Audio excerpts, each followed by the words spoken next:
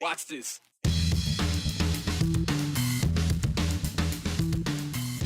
Is Idaho breaking its own constitution? That's being argued in the state Supreme Court as education groups challenge the validity of the parental tax choice credit bill.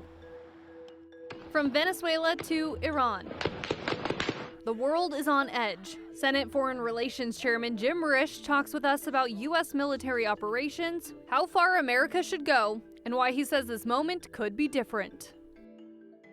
He came to the U.S. for opportunity. Instead, he's spent 6 weeks in multiple ICE detention centers. Now we're digging into the cost and who's paying for it. Well, happy Friday, everyone. Lots going on with Idaho politics. Oral arguments got underway this morning at the Idaho Supreme Court over the state's school choice tax credit program about whether or not it's unconstitutional. That's the program that sets aside $50 million to families for private school expenses. We're going to get to that in just a few minutes, but first. As the global tensions rise, Senate Foreign Relations Committee Chairman Jim Risch is weighing in on the Trump administration's approach to foreign policy. Joe Paris sat down with the Idaho senator to talk about recent U.S. military operations and the limits of American intervention abroad. I think probably it wasn't explained as well as it should be. The president said, well, we're going to run that country. Well, to the average American, what that means is we're going to flood it with people and they're going to do this and they're going to do that. The president and the Secretary of State had a well thought out plan as to how they actually were going to, quote, run the country. It wasn't on a detailed basis, it wasn't day to day, but they were going to have to do things differently in Venezuela.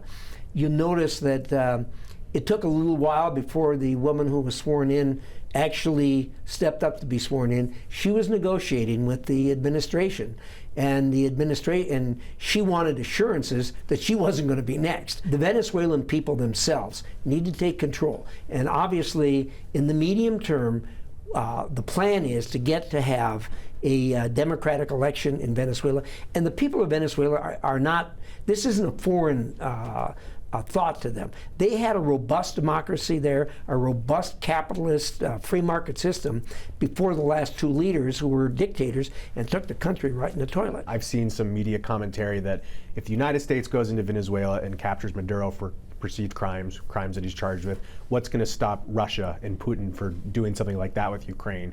How closely is the conversation on Russia right now, or is it kind of, I guess, a non-starter of that happening? As you know, I'm not only chairman of Foreign Relations, but I'm also the most senior Republican on the Intelligence Committee.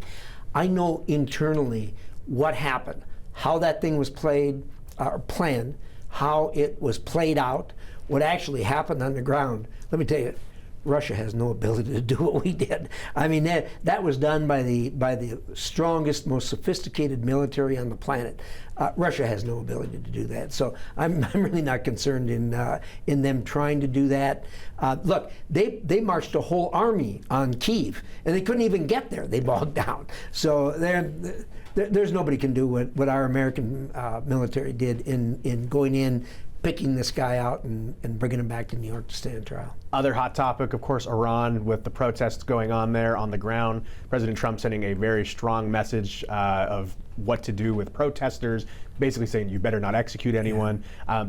I guess day-to-day monitoring what's happening there, what's the insight look like? Well, look, I've lived with this for a long time, and we've seen these protests before.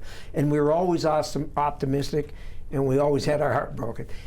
I got to tell you, it's always dangerous to say this, but I really think it is different this time for a lot of different reasons. There's a lot of things going on right now that easily could make this different. How it plays out and what they do, again, will depend on by the Iranian people. We cannot be the policemen of the world. We are not the policemen of the world. And I know there's a lot of people that think we should go in there and do this, that, and the other thing.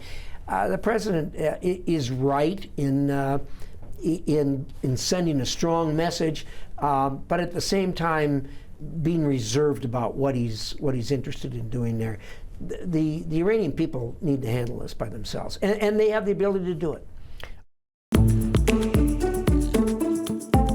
On today's Reporters Notebook, we are talking about the parental school choice tax credit program, one that's been a bit controversial over time, and we're going to get into that. Aspen, you've been covering this a lot. The applications just opened up last week, right? Okay, what are the numbers coming out, and how often are we going to see these updates too? Yeah, well, it's fair to say that parents really went ahead and applied first thing. Just after midnight, people were applying, and some people experienced some issues with the website, but that first really day, by 3 p.m., it was like almost 3,500 people had applied. We've seen that number go up now. Today, it's more close to around 5,000. Updates are going to come at least once a week is what the tax commission tells me, because there's a demand. People want to know how many people are applying. Okay, so there's been talk about oversight, no oversight. So sounds like right now tax commission is the one in charge of kind of keeping an eye on that? Right, they're the ones that are going to be issuing the tax credits. They're kind of overseeing that, but Democrats or critics of this program are pushing for some more oversight, really wanting audits to take place, making sure and vetting that the receipts that people are submitting are accurate in order for them to get the tax credits. Okay, so then the other thing, obviously this brings us all to today, which is where the state Supreme Court is hearing arguments because there's been some back and forth here. People are challenging the program, challenging the law that went into place. A group of educators, parents, kind of a coalition of people are challenging it, saying it's unconstitutional, goes against Idaho's constitution, which basically says the state has an obligation to maintain and fully fund a free public school system. So those critics are arguing that these tax credits are really allowing the state to give money to an entire different system. The legislature is prohibited from doing indirectly by using parents as middlemen, where the ultimate result is appropriated public funds being used to pay private school tuition and fees. That's what they argued mostly today. The justices pushed back on that a little bit on whether or not that is how the Constitution reads, and questioned, could they do both? What prevents the state from tweaking its tax policy to allow parents to innovate and look into different forms of education? Of course, the people who support this are also arguing that. They argued that today in court. There's no system that is under the supervision of the state that it's administering, no system of schools. I think that would be like saying food stamps creates a system of grocery stores. They also push back on if it is a second whole system entirely.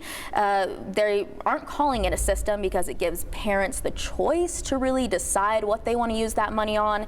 If it's tuition, if it's books expenses, if it's tutoring expenses. So there was some pushback there, but justices also pushed back on that, saying, but the state requires private schools to have some type of requirements and criterias for the tax credits to qualify to be used at those schools. So does that kind of mean that the state is maintaining a system on the side as well? So a lot kind of from both sides, but really both sides arguing that the future of education in Idaho is kind of in the hands of the courts right now. Again, something we've covered extensively on the 208, but we will continue covering because right now it is unknown, and we'll just have to see how it plays out. Yeah. Also, another concern is right now it's at $50 million annually, so that's kind of maybe what we're going to see maybe the first few years, but there's a chance more money could be set aside for this, and so even if this rolls out this year, it could look entirely different for years to come. Yeah, something we'll be watching out for. Aspen, thank you. Today at the State House, a proposed bill dealing with camping on state property is moving forward, and this one could possibly impact protesters. Introduced by Representative Bruce Skog in the House Judiciary Rules and Administration Committee, the proposal would increase security rules around the state capitol and Supreme Court buildings in downtown Boise. The bill would allow law enforcement to ban disruptive or non-compliant people from the property for up to 1 year, depending on the situation. Now, it would also set time limits on how long symbolic tents or other structures could stay on the Capitol Mall, and it would define what is considered camping, though it would still allow shade-free canopies for protests. Now, it's not clear what exactly could get a person banned, how long you could camp out for, but because it was approved today, hopefully those questions will be answered during the full committee hearing.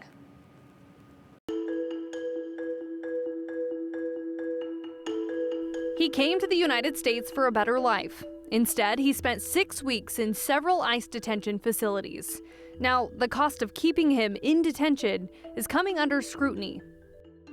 But before we get to that, let's get to this. Grab your phone and save this number, 208-321-5614. Text us anytime with your questions and comments. Just be sure to include your name and the hashtag 208. You could see your messages at the end of the show or on future shows.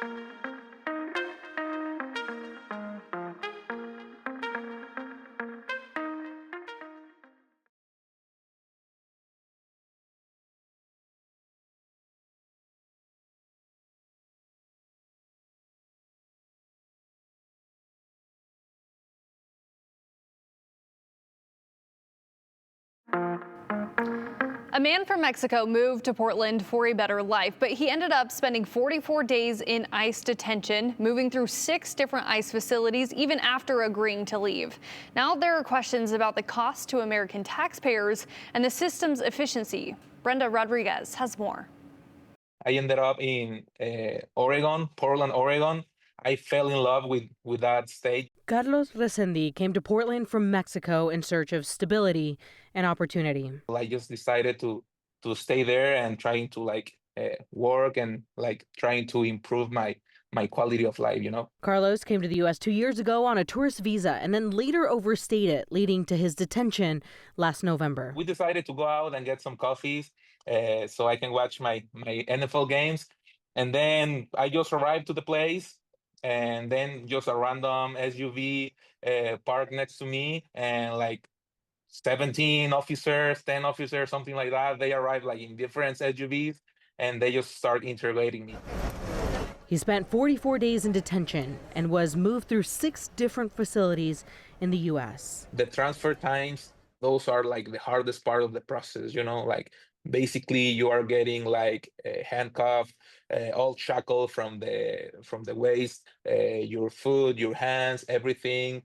And you are spending hours and hours on a bus, on transferring, driving around. Carlos signed a voluntary departure, agreeing to leave the U.S. at his own expense, but was still moved from facility to facility. I signed that 4 times with 4 different people. You know, they have you just a tablet. They took pictures of you, and you signed there for your voluntary departure. And they were if you sign this, you will be gone earlier than expected. Carlos works with an Idaho attorney who says that the fight wasn't for him to stay in the U.S. For someone who wants to be deported and removed, if that's really the goal of the administration, why do I need to fight in court to get him removed? It just seemed counterintuitive. Now raising questions as to why Carlos was not allowed to go back to his home country. It is of concern, and our tax dollars, our federal tax dollars, are paying to house these people who want to go home. But are your tax dollars paying for this? Oh, of course. Yeah. I mean, any federal program,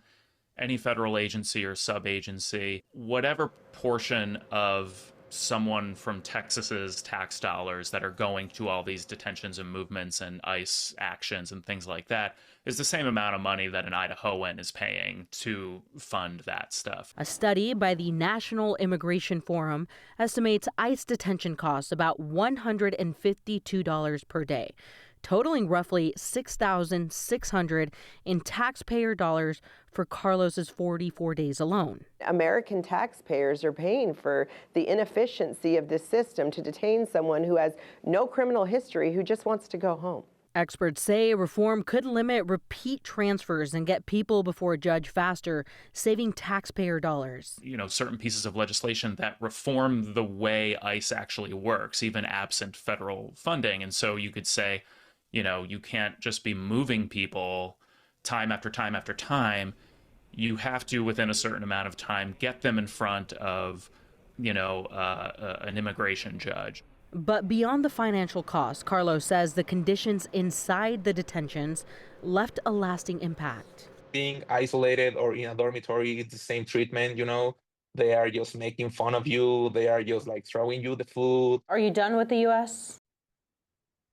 Yeah, I mean, I have like a weird feeling, I love the United States. They are doing very, very bad things with people, the way they are treating the people. They are just trying to break you mentally.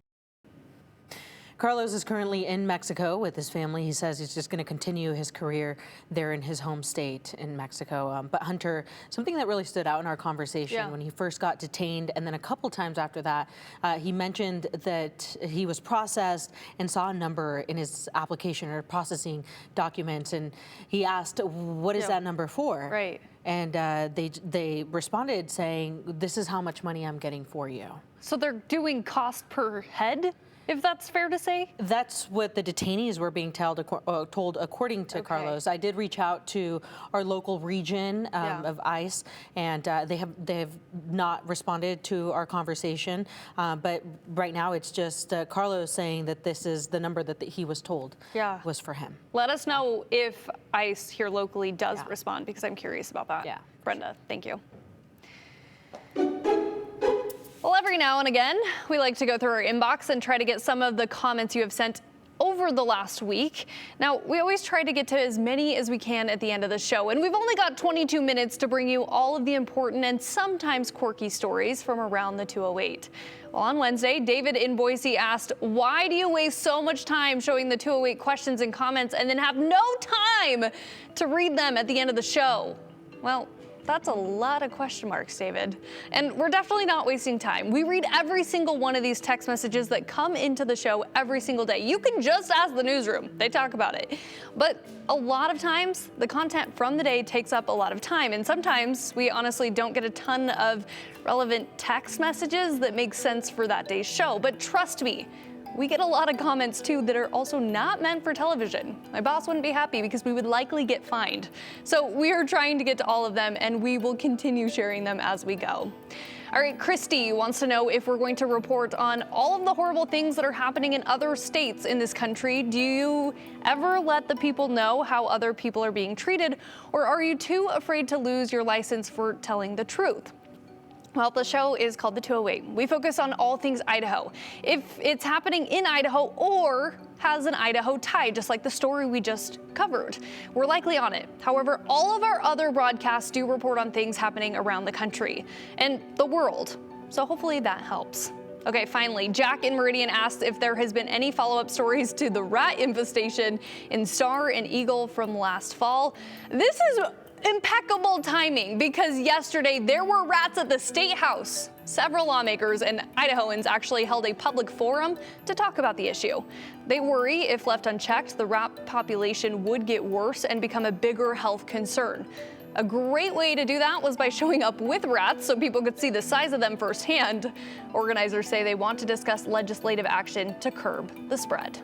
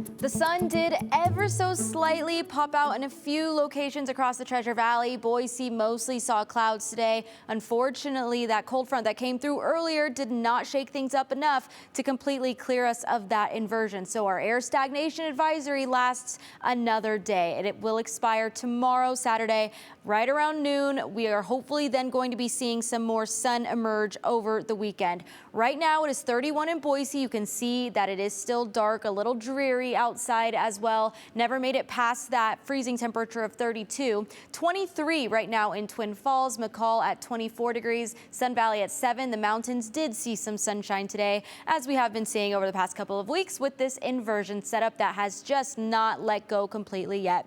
The rest of this evening will look a lot like what we're seeing right now and what we've seen all day. Temperatures will cool to the low 20s overnight. We could see some patchy fog persist tomorrow morning. We are hoping that does burn off by the afternoon when some more sunshine is expected to emerge as well. Temperatures could increase a little bit compared to what we saw today. Ontario, Caldwell, Nampa in the lower Treasure Valley may push to the upper 30s tomorrow, 20s to 30s for the Magic Valley, and then the teens to the low 30s possible for the mountains. It will be a very cool weekend indeed. It is going to be the 20s in the morning, 30s in the afternoon. You're going to want to keep the layers around until we warm up by the end of next week. We'll be right back after this break.